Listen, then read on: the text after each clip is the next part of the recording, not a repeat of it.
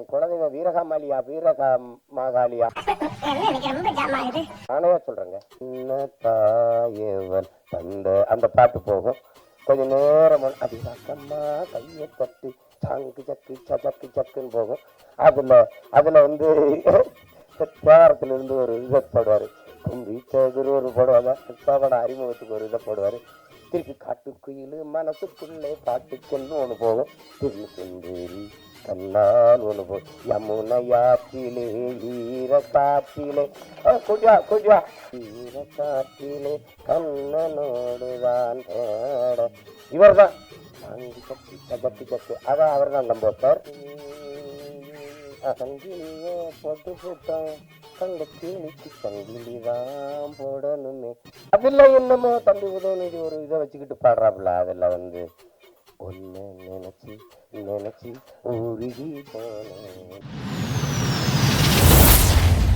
அது மாதிரிதான் எங்க அப்பா என்னதான் எஸ்ஏசி அவர்கள் அவனை அறிமுகப்படுத்தலான்னு தம்பி விஜய் தன்னுடைய தனித்த ஆற்றலால் இன்னைக்கு இவ்வளவு பெரிய புகழ்பெற்ற ஒரு இடத்துக்கு வந்திருக்காருன்னா உழைப்பு.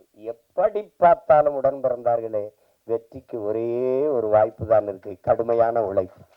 தாய் பாடின தாலாட்டு எவனுக்கு நினைவு இருக்கு இந்த கூட்டத்துல? ஆனா 30-40 வருஷமா ஒரே ஆளோட தாலாட்டு சலிக்கல. இன்னைக்கும் சலிக்கல. தம்பி இந்த மிஸ்கின் ஒரு படம் எடுத்தான், இது சைக்கோன்னு ஒரு படம். அதுல என்னமோ தம்பி உதயநிதி ஒரு இதை வச்சுக்கிட்டு பாடுறாப்புல. அதுல வந்து ஒன்னு நினைச்சு நினைச்சு உருகி போனேன் மெழுகா. யாரா இருந்தாலும் யாரா விட இன்னைக்கு யாராவனோ என்னை தீண்டும் காற்றின் விரலோ, யாராவனோ தாலாட்டின் தாயின் குரலோ, ஒன்ன நினைச்சு நினைச்சு உருகி போனேன் மெழுகா. பாருங்க, விஜித்துக்கும் போடுவாரு, விஜித்து பையன் இயக்கம் வந்தாலும் போடுவாப்புல. எப்பவாவது அரிதான அவதாரங்கள். எப்படி இலக்கிய உலகில பாரதி வந்தானோ அது மாதிரி இசை உலகில எங்க அப்பா இளையராஜா. அது ஒரு வரம். அதனால இசை இறைவனின் ஆசி பெற்ற ஒரு படம் இது. அதனால இது ஒரு மாபெரும் வெற்றி அடையணும். வேறு படம் எடுத்து கூப்பிட்டா வேலை இருக்கு எனக்குன்னு போயிருப்பேன். அது அவருக்கு தெரியும். சிரமம்தான். இப்போ போய் 3 நாள் ஆச்சு இப்படி சுற்றிட்டு திரிஞ்சு. காலையில் இன்னும் ஓடணும். அது ஆனாலும் இந்த விழாவும் இந்த நிகழ்வும் எனக்கு ரொம்ப முக்கியமானது. அது முக்கியம். யாருக்குமே வந்து அந்த புகழுங்கிறது ஒரு முகவரி அட்டை போல பயன்படும். ஆனால் நீங்கள் செய்கிற வேலையினுடைய ஆற்றலை பொறுத்து தான் நீங்கள் நிலைத்திருக்க போறீங்களா இல்லையாங்கிறது நிரூபிக்கப்படுது. அண்ணன் சிவகுமாருடைய பிள்ளைகள் தம்பி சூர்யாவும் கார்த்திக் வந்தாங்கன்னா சிவகுமாரன் மகன்கள்ங்கிறது ஒரு அறிமுகத்துக்கு சரியா இருந்தது. தன்னை ஆற்றலால் நிரூபிச்சாங்க.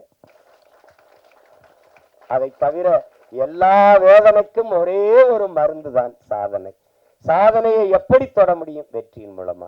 வெற்றியை எப்படி அடைய முடியும்? கடுமையான உழைப்பின் மூலமா. அதனால உழைப்பு உழைப்பு உழைப்பு, அதை தவிர ஒன்றும் கிடையாது. அந்த பேரன்பும் பெருங்கோபத்துக்கு உங்க எல்லாருக்கும் எளிய உதாரணம் சேகுவேரா. உங்களுக்கு தெரியும், கியூப விடுதலை புரட்சியாளர். பசியோடு இருந்தார்கள் மக்கள், உணவளித்தேன் மனிதாபிமானி என்றார்கள். அது அவனுடைய பேரன்பு. ஏன் இவர்களுக்கு உணவு கிடைக்கவில்லை என்றேன், என்னை கம்யூனிஸ்ட் என்றார்கள் தான். அது மாதிரி அந்த உணவு ஏன் கிடைக்கவில்லை என்ற கேள்வி எழுப்பின கோபம்தான். அது உணவு அளித்தது பெரும் பேரன்பு. அவர்களுக்கு ஏன் உணவு கிடைக்கவில்லை என்று கேள்வியை எழுப்பியது பெருங்கோபம். அதுதான் இந்த சமூகத்தை பார்த்து இந்த படம் பல கேள்விகளை எழுப்புது. தயவு செய்து படத்தை பார்த்து ஆதரவு கொடுங்க. ஊடகவியலாளர்கள்லாம், ஐயா ரஜினிகாந்த் படம் வந்தால் எப்படி எழுதுவீங்களோ, தம்பி விஜய் படம் வந்தால் எப்படி எழுதுவீங்களோ, அதுபோல இது படம் புதியவர்களை வரவேற்கணும். அது இல்லைன்னா புதிதான ஒன்று எதுவும் வராது. இப்போ என்னையெல்லாம் தேர்தலில் போட்டியிடுறேன்னு யாரும் சொல்றது இல்லை. கருத்து கணிப்பில் கூட இந்த கட்சின்னு ஒன்று இருக்குது, சீமான்னு ஒருத்தர் இருக்கான், அவனும் போட்டி போட போறான்னே சொல்றது இல்லை. அதை ஒழிக்க நான் போராடிட்டு இருக்கேன். இது சமூகத்தில் இருக்க தீண்டாமை ஒழிக்க தம்பி எல்லாம் சேர்ந்து போராடுறாங்க. எல்லாருக்கும் என்னுடைய அன்பு உடனே